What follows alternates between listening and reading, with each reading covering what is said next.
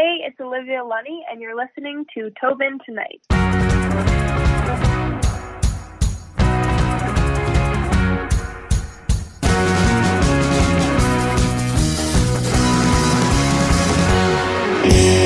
I like discussing with different people where they're coming from because, we've had people on from Calgary, Saskatchewan, Nova Scotia.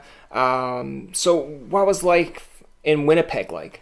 Winnipeg was honestly a really great city to grow up in, and it just has a really awesome sense of community. Whether that's in like the music industry or even just in the neighborhood, there's just so many amazing people here, and I kind of like to describe it as a big town versus a city because people are so close. Now, let's talk about how did you get into the music side of things? Like, did someone ever just give you a guitar? Were you in school and were in like a musical band? Or was it just you heard a song one day and you said, you know what, this is what I want to do? So I actually grew up in a very musical household. My dad kind of just like plays on guitar, and he would always have music playing in the house.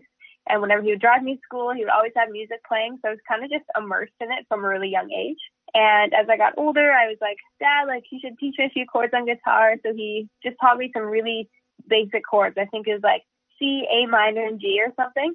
And then from there, I kind of kept learning covers and playing. And then as I got older, around 12 years old, I kind of just started to write, not full songs, but just kind of formulate ideas and write down kind of poems and stuff. And then I guess one thing led to another, and now I'm kind of doing it full time. When you were first writing songs, what kind of songs were you writing about? We had acts on that they said that they started writing music when they were like, 12 or 13. And I'm like, okay, what are you writing about at 12 or 13? I'm thinking of like if you're 12, you're like writing about your favorite like candy bar, compared to if you're like 18, you're writing about a first breakup, right? And then someone's like, well, you know what? I liked it better when she was singing songs about candy bars. Of course.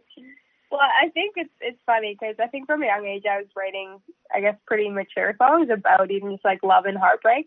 Who knows where that inspiration came from? Maybe even just from like the media or watching movies and stuff like that. But yeah, I've kind of always just written about my personal experiences and other people's experiences like in my life. So even now, like if let's say a friend's going through a breakup or something or a hard time, it's like almost using that as inspiration sometimes and writing a song. Bring me up to speed of how this brought you into getting on the launch. Yeah, so I guess I started writing at around 12, but performing didn't come till I was around 14 or 15. So I kind of played my first gig at the Winnipeg Folk Festival for kind of a small audience, and then I started to play a lot locally, just even here in Winnipeg at different cafes, coffee shops, open mics and stuff.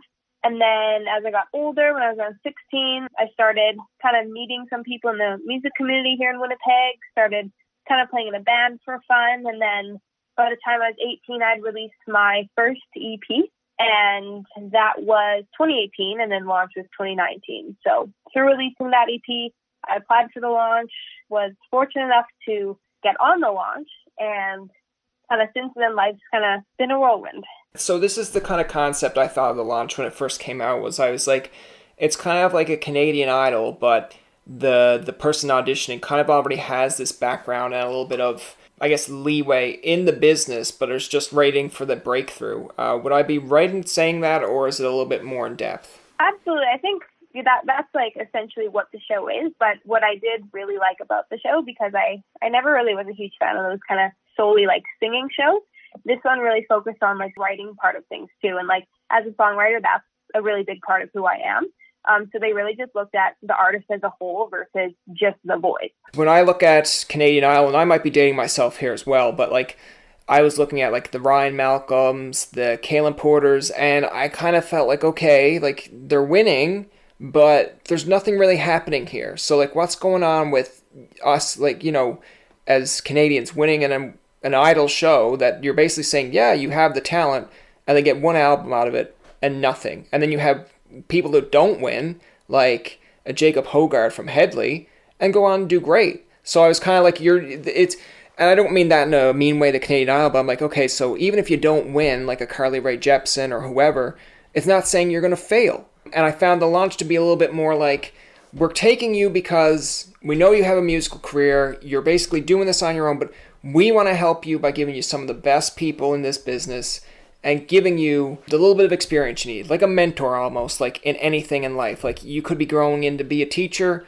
We're going to give you a teacher that's here 20 years, and they're going to teach you the ins and outs of this system. Yes, and the launch was really great for that, and it did really, I guess, launch, no pun intended, like my career, and it was just really great to be around those people who have such a huge history and so much experience in the industry, because I was just able to learn so much of that. And I do think sometimes too, with American Idol and stuff, like I said before, they do focus a lot on the voice, and some of those people write as well. But I think at the end of the day, you kind of need to be multi-dimensional nowadays to really kind of start to make it in the industry.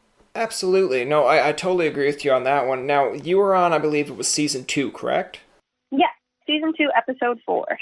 Okay, season 2, episode 4. Because I'm just trying to remember which seasons, again, who was on which episodes. But I remember Sons of Daughters were on an episode as well. I remember watching that episode, actually. Yeah, I remember them. Yeah, and they've been on the podcast, and they've explained pretty much like what you have. But I thought it was interesting how they would tell Jimmy and Crystal at different parts, like, you know, your voice needs to be here, and let's try harmonizing together. And I'm like, okay, as a musician who's just say done this for 5 or 10 years together, and now you're trying to switch it up or say, well, you might be better off doing this, then you're kind of like putting your ego at the door, because now you've got people that are successful kind of telling you how to get there. But at the same point as you're so accustomed to doing it a certain way that it's almost like I have to either listen to them or kind of judge it on my own to see if I can make it. So did you ever find like a crossroads like that when you were with the launch? I totally did, actually. And I think throughout the whole show, what was so important to me was I wanted to be able to change and challenge myself to be a better me, but I didn't want to change myself to be a totally different person, right?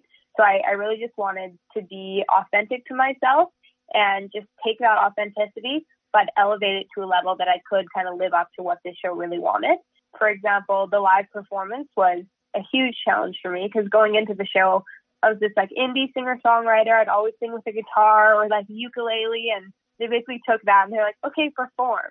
So for me, that was terrifying at first, and obviously pretty intimidating. You have all these industry people watching you through your performance and stuff, but I think I honestly came out on top after all of it, and I really just learned a lot about myself, and it forced me to dig really deep. And yeah, like for me, the show was just a really positive whirlwind of an experience. When you're talking about performing, like I'm not throwing any shade or anything at any of the any performers or even yourself here, but like, you know, some people are just, they're musicians. Like, it's not a performance. Like, listen, like I grew up in the 90s. Britney Spears was a singer, but she was a dancer, so it kept you entertained. You look at other artists like Alanis Morissette, who I don't expect to go to see Alanis Morissette and see break dancing moves. I expect to hear great songs, right? So, true. And I'm going to tie this into a little bit about digging that I did on you. You love John Mayer. When I go to see a John Mayer concert, I don't expect John Mayer to do like diving moves or twist and shout, or like, you know, I'm not coming home from a John Mayer concert knowing choreography. I'm coming home from a John Mayer concert feeling like, wow, he did an excellent cover of, you know, a Tom Petty song or just a great John Mayer song. That's what I go to a John Mayer concert for, is good music. So I like how you kind of indulged there a little bit about how when it comes to the performing part, you were kind of trying to, you know, entertain these people, but maintain your, I guess, own personality in the aspect as well. Yeah, and even going forth, obviously I'm not performing this summer or anything with the whole COVID thing going on, but I'm just really excited to kind of have this fusion, hopefully in the future, of my live performance, where there are aspects and elements of this new kind of pop side that are really upbeat and really fun, but then there are these moments that are really intimate and acoustic based.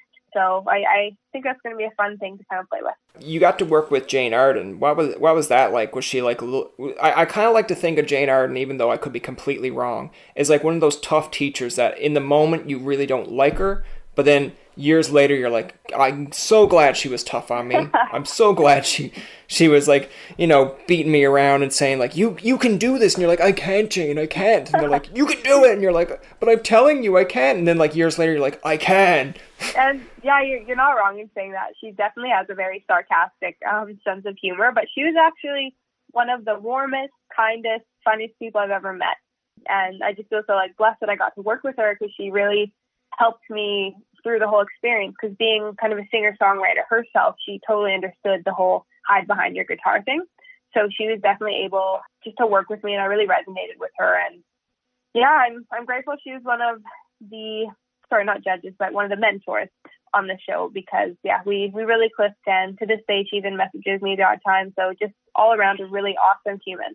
The other thing that I like that I think it kind of brought you a little bit of exposure as well is working with Tyler Shaw on the Stronger Together. Yes, I saw that you actually talked to him on a podcast about it. That's awesome. Yeah, it's so funny because we were making fun of the fact of, and I always kind of like to tease the guests in a little way, but I was like, Tyler Shaw did a great song, got all these acts together, and yet we could have been talking to Tyler Shaw, the University of PEI soccer player, because I believe that's what he was in. He was going to university, and I believe it was on like a soccer scholarship. So I was like, imagine how things could have changed. Oh, no way. Yeah. That's too funny. Can you imagine just being like, Tyler, man, like, how's your winning goal? He'd be like, I could have been a musician, man. I'm like, well, you're not. You're a soccer player now. But how is it like working with Tyler, and what did you think that Stronger Together, do you think it brought a lot of people together? Did you get to interact with a lot of acts, give you, like, I guess, a few contacts, a few lessons, or? Yeah, so Tyler and I met, I'm trying to think, last summer in May or right before summer, so just over a year ago. And we had just like booked in a writing session together, and kind of through that we just got to know each other and kept kind of running into each other. Like at We Day we ran into each other, and he was in Winnipeg playing a show, so we kind of just kept crossing paths. So he's a great friend, and he's just a really awesome artist, and I would even call him kind of a bit of a mentor as well, because obviously he's really successful and he's been doing his thing in Canada for a while, and I'm kind of just starting out, so he's definitely lended a helping hand and just really helped me kind of navigate lots of stuff. And it was super kind of him to bring me on board for the Stronger Together thing, because, well, I think we are stronger together, you know, and especially artists. Lots of us like have platforms and stuff, so to be able to use those for the better and for charity was just really amazing. And as far as interacting with acts, I didn't actually get to interact with tons because we all kind of did this virtually. We all were recording separate things in a really short time frame. But yeah, it was just really awesome to see. And I think it was really crazy to see that they even got Justin Bieber involved last minute. Like, how incredible to even be a part of a project with his name on it too, right? Exactly. And I think that's like where I kind of, when you're talking about a Canadian aspect, you have your bigger acts in Canada that are basically saying like, yeah, listen, we're going to have a few no-namers, people that are just starting in the business that you might not know them now, but in a few years from now, you might know them. And some big acts would say, like, are you kidding me? Like, no, that's giving them exposure. Like, I've got my own platform. Like, I don't care. But to see, like, a Justin Bieber, a Bryan Adams, like a Heather Rankin, a Sarah McLachlan, just say, you know what, I'm a part of this. And not even think about, like, well, geez, this young talent is going to get a little bit of exposure from just my name being involved in this. And I think that's kind of a very Canadian aspect of living, I guess, where it's like, yeah, sure, I'll help you along. Like, if someone's going to watch this because it has Justin Bieber's name on it, but leaves saying, you know what, I really like this Olivia girl. I liked how she sounded. I'm going to go tune into some of her music, which would be the case in point here. Yeah, and I think you said it perfectly. It's such a Canadian thing to do, but that's why I'm just, I think, so grateful to be a Canadian and to be a part of the Canadian kind of music industry, because so far it's just been so welcoming and people have been so warm to me. And yeah, I'm just kind of excited to hopefully keep meeting people and keep collaborating and meeting people more once we can actually travel and I can head back to Toronto where I spend lots of time. But yeah. You mentioned about performing at a Winnipeg Folk Festival, I believe. But your biggest dream that I've heard is that you want to perform at MSG. And I got to tell you that I'm sure a lot of people dream that. But why MSG? What is the appeal? Even though it's a pretty fair answer what the appeal is, but to you. I think it's just, I mean, this is such a storybook answer, textbook answer, but it's just so iconic, you know? And it's one thing to play obviously any stadium. I haven't actually played it like a stadium before. The closest thing would be I opened for Lionel Richie last summer at Budweiser in Toronto, which was absolutely crazy. It's just such an iconic venue. and I guess that's the short answer to that. It would just be amazing to kind of be in the club of people who have performed there for that many people. No, I'm actually kind of impressed, because that was something that I didn't expect, the answer of opening for Lionel Richie. I mean, that had to be something really cool. That was very cool, and it was actually a very last-minute kind of whirlwind of a gig. I kind of just got a phone call from someone who had heard my song on the radio, and 4 days later I was flying to Toronto with my band opening, so it was a very surreal experience. I think the thing that's been so crazy to me is, like, there's no textbook on, like, how to navigate the music industry, you know, and, like, lots of industries and careers are very, not predictable, but there is a bit of a system to it. But in this case, and I feel like my experience so far, even just, like, being on the launch, it's a lot of, like, 0 to 100, then back to 20, then back to 100, then back to 0. Then it's, like, kind of just all over the place. But I guess it keeps us all on our toes. Oh yeah, no, I like it. There's like a comedian out there. I'm just trying to remember his name. I believe his last name is Martin. It's like Dimitri Martin, I believe. And he had a post there, I think a few weeks ago, of the path to success, and he says what people believe it is, and it's just a line going straight forward. And then what it actually is, it just has a line going all over the place and then an arrow pointing upwards. I'm like, that's pretty relatable, because sometimes you don't think you're going places when literally you are. You're just not seeing it in that time frame. Absolutely, no, I totally agree with that. Now let's get a little bit into your music career, in terms of, I know we talked a little bit all over the place here, but just in terms of just some of your musical influences, and about your song Bedsheets, because I've heard it on Instagram, and at first I was like, geez, what's going on here? I thought something was going on in my room, and then the second time I heard it, I was like, oh, this is a person singing, it's catchy, it's different, kind of gave me like 1975-ish vibes. Now, that's just me saying that, but I listened to it a few more times. Yeah. I listened to it a few more times, and I was like, you know what? Like, maybe I'm just going to download it. So I've got it downloaded, and I'm hoping you've got more, like, great tunes like that coming out as well. Thank you so much. Well, yeah, thanks so much for listening to it and downloading it. That means so much to me. But Bedsheets was, kind of a special song for me. I wrote it with a guy named AJ Healy, who I actually kind of met through the launch. And it was kind of one of the songs that just happened really quickly and came super naturally. I had this like little voice memo on my phone of the first two lyrics. It's like, cigarette inside your hand, wish you would hold me like that. And then I showed AJ, and it was 1 a.m. after we had a full session that day. And we were kind of just like debriefing, talking, getting ready to head home. And then we ended up writing this full song that same night and recording it. So I always like songs like that because they just feel really, really real and not too forced. It kind of just happened in the moment. So that's the story behind Bedsheets.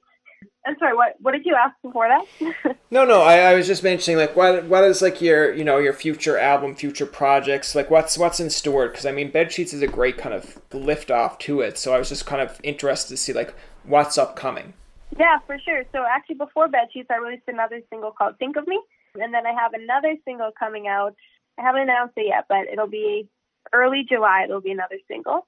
And then hopefully by end of August, if everything goes to plan, there'll be an EP coming out. So I'm really excited because I think this is the first time I really just developed my sound, and I feel like I have just a real kind of artist identity. Because obviously before the launch, it was like very folky, and then after the song that came out, I Got You, was very pop. So it's like just kind of trying to find my middle ground and just find my unique kind of flavor of music that makes me recognizable and distinct. So yeah, lots of new music coming, and I'm just really excited to share what I've been making, because I've heard the song so many times, but no one else has. When you were saying about finding that middle ground to your sound, now we've had Coleman Hell on an episode that was out a few weeks ago, and he mentioned about, when he first came out with like Two Heads and then Devotion, people were like, okay, is he pop? Is he punk? Is he country? Like, what's the deal? And he more or less came across saying, I'm just going to make music that I like. If you like it, cool. If you don't, you don't. And I feel like that's the 1975's approach. I like Chocolate. I like If You're Too Shy, that song. But there are definitely some 1975 songs that I'm just like, don't get. But doesn't mean that I don't support the band. It's just that I don't like that song.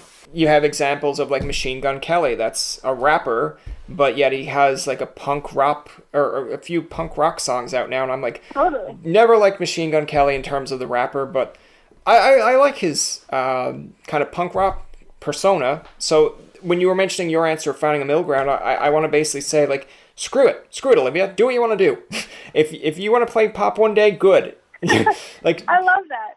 Thank you. No, I appreciate that so much. Watch now. It's like you'll come out on an interview with like ET Canada or something in a few weeks. Like, well, I was on a podcast called Tobin Tonight, and he said, screw it. Do what you want to do. And I'd be like, Olivia, don't get me dragged into this. I basically said just do what you love. I didn't say bring me into this. I think that's so true, though, and thank you for even just reassuring that, because I think lots of artists get stuck trying to be in this box that they create for themselves. But at the end of the day, I think you just have to do what feels right in the moment. And whether that's writing a country song or a punk song, or I guess in my terms, like a ballad versus a really upbeat pop song, I think you just have to do whatever feels right. Yeah, well, we're kind of in an interesting place in the music side of things, where it's like I don't really think there's a set genre anymore. Like, there's not really a country or a pop. There's such thing as a pop country. Miley Cyrus can go from one day of releasing Wrecking Ball to performing Hey Jude. We planted the seed. We had, even though the U.S. have Garth Brooks, we had Shania Twain for years. So very true. Maybe it's like, Olivia, you're going to be like the next one of someone's going to hear Bed Sheets and be like, I'm totally into this. And then someone's like, yeah, but have you heard the song called Under My Bed? And they'll be like, why? Is that a sequel? It's like, it is a country song about how she left shoes under the bed and no one came. And they'll be like, I don't understand it, but it sounds great. Let's listen. Like, I'm taking that idea. Oh, no, come on. Awesome. Come on. Of course, the last thing we want to do here is to have a little fun. Do you want to play a game of How Canadian? Oh gosh, yes. I hope I'm Canadian enough, but I'm not sure. No. I love when people answer that. Every guest we've had on so far thinks it's like some kind of trivia question, and I love that because it's like, as a Canadian, I will argue that I don't know much about Canada. I'm not going to fake it and say that I do. But the idea of How Canadian is basically you give an example of something that maybe you'd only see happen in Canada. So I'll give you an example. We played it with Sarah Nurse. We played it with Splash and Boots, Coleman Hell, a few others here. The example I usually start off with saying is, someone offered me a Timmy's. I told them no and apologized. How Canadian of me. Okay, I get it. Yeah, so what would be a story, and finish it off with like a How Canadian, that you can think of? That I experienced, I guess, like being in Canada. Yeah, you can give a personal experience. Well, someone actually, I'm trying to think when this was, maybe around Christmas time. And it's funny because it actually happened to me like twice this past Christmas. I was in line.